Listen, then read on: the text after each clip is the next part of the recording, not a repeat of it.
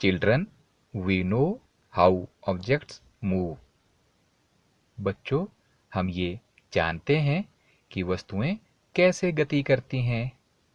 आप ये भी जानते हैं कि जमीन पर लुढ़कती हुई गेंद कुछ देर बाद रुक जाती है, स्टॉप हो जाती है, या धीमी हो जाती है, स्लो हो जाती है, या अपनी डायरेक्शन यानी दिशा बदल लेती है। Let us recall some more our daily experiences.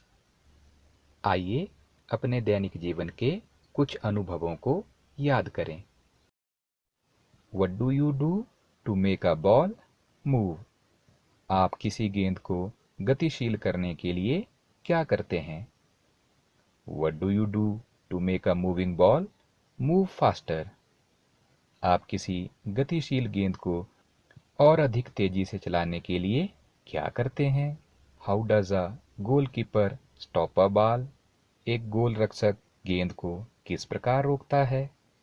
How a hockey player changes the direction of the moving ball with the flick of stick? Hockey का खिलाड़ी हॉकी के प्रहार से गतिशील गेंद की दिशा को कैसे बदल देता है? How do a fielder stop A ball hit by a batsman?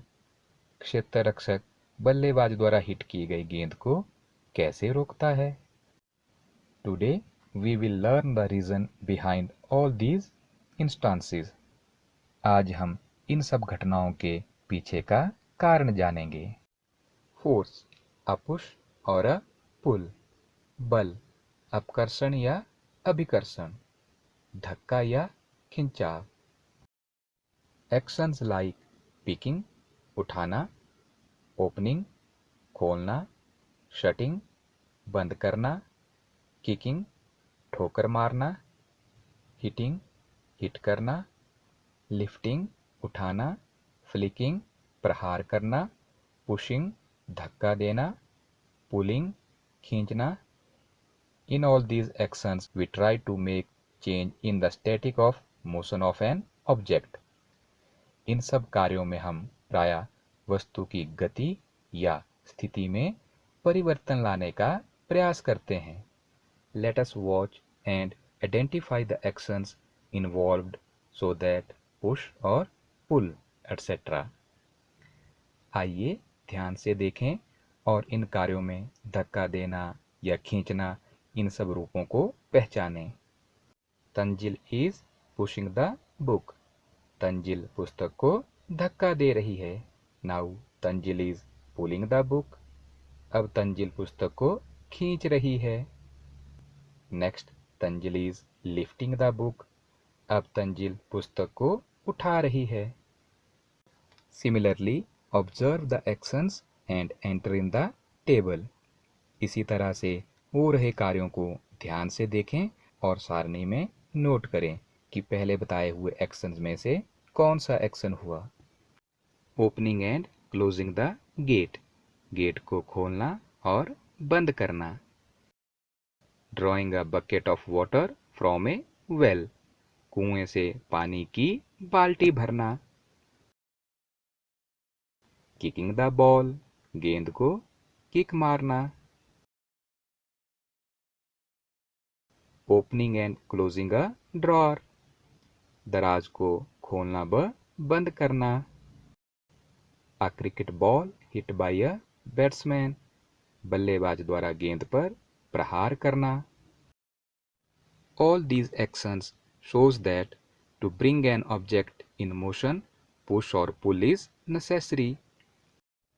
बच्चों, इन सब कार्यों को देखकर ये लगता है कि वस्तु को गति में लाने के लिए उसे अभिकर्षित मतलब खींचना या अपकर्षित यानी धक्का देना पड़ता है। In science, a push or a pull on an object is called a force. विज्ञान में किसी वस्तु पर लगने वाले धक्के या खिंचाव को बल कहते हैं।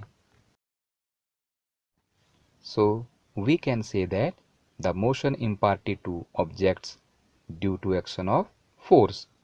अतः हम कह सकते हैं कि वस्तुओं को दी हुई गति बल के कारण होती है। A man is standing behind a stationary car. एक आदमी स्थिर खड़ी कार के पीछे खड़ा है। Will the car move due to his presence. क्या उसकी उपस्थिति के कारण कार में गति आएगी? Now man begins to push the car. अब आदमी ने कार को धक्का लगाना प्रारंभ कर दिया है। So he apply some force on it. अर्थात वह इस पर बल लगाता है। Car will move in the direction of applied force. Car लगाए गए बल की दिशा में गति करना प्रारंभ कर देती है। Note, man has to push the car to make it move. ध्यान दें, कार को गति देने के लिए आदमी को इसे धक्का लगाते रहना होगा। Can you tell who is pulling and who is pushing? क्या आप बता सकते हैं कि कौन खींच रहा है और कौन धक्का दे रहा है? In it both are looking to push each other. इसमें ऐसा लग रहा है कि दोनों एक दूसरे को धक्का दे रहे हैं। And now both are pulling each other. अब लग रहा है कि दोनों एक दूसरे को खींच रहे हैं। Similarly cow and man try to pull each other. इसी तरह गाय और आदमी भी एक दूसरे को खींच रहे हैं। From these examples, we can conclude that at least two objects must interact for a force to come into play. इन उदाहरणों से हम यह निष्कर्ष निकाल सकते हैं कि बल लगने के लिए कम से कम दो वस्तुओं में परस्पर क्रिया होना आवश्यक है।